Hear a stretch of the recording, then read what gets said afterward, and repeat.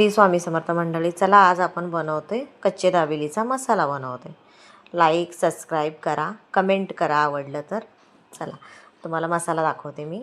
खडे मसाले घेतलेत, 2 विलायची घेतलेत, 2 लवंग घेतलेत, 2 काळी मिरी घेतलेत, धने घेतलेत 1 चमचाभर, जिरे घेतलेत,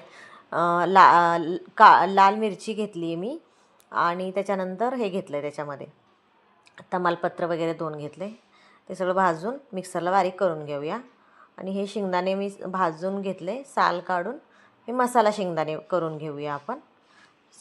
तेल टाकून थोडंसं तिखट वगैरे मीठ टाकून मसाला शेंगदाणे करून हे आपण मिक्सरमध्ये खडे मसाले होते हे दाबेली मसाला बनवलेला, त्याचंच आपण आता दाबेली तयार करतो आहे. दाबेली मसाला तयार करतो आहे. लाल तिखट टाकून घेतले मी, हळद टाकून घेतले, चवीनुसार मीठ टाकून घ्यायचं. ही चिंचगुळाची चटणी आहे, मी घरी बनवलेली चटणी आहे.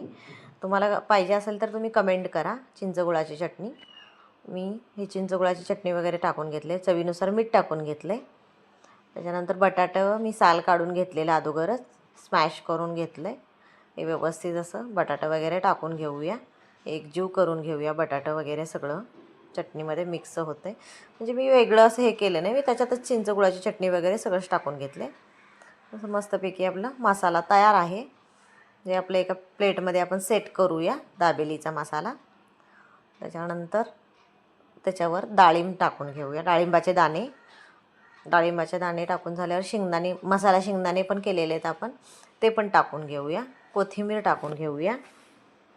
हे सगळं व्यवस्थित सेट केलं की त्याच्यानंतर पाव आपलं घ्यायचं. हे पाव विकतचेच आणलेले आहेत. पाव घेऊन हे मसाला हे करूया. हे चिंचगुळाची चटणी लावते मी, आणि चिंचगुळाची चटणी पण लावायची आणि ग्रीन चटणी पण लावायची, तुमच्या आवडीनुसार तुम्ही लावू शकता. चिंचगुळाची चटणी लावली एका बाजूला, एका साईडला ग्रीन चटणी लावून घेतली, तिखट चटणी. हे दाबेलीचा मसाला भरून घेऊया. त्याच्यामध्ये व्यवस्थित मसाला भरून घ्यायचा आहे, म्हणजे कसं खायला पण मस्त लागेल.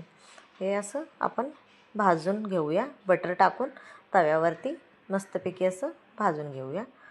दोन्ही बाजून, चारही बाजूने आपण मस्तपैकी शेव लावून मस्त दाबेली आपली खाण्यास तयार आहे. चला मंडळी, या खायला दाबेली.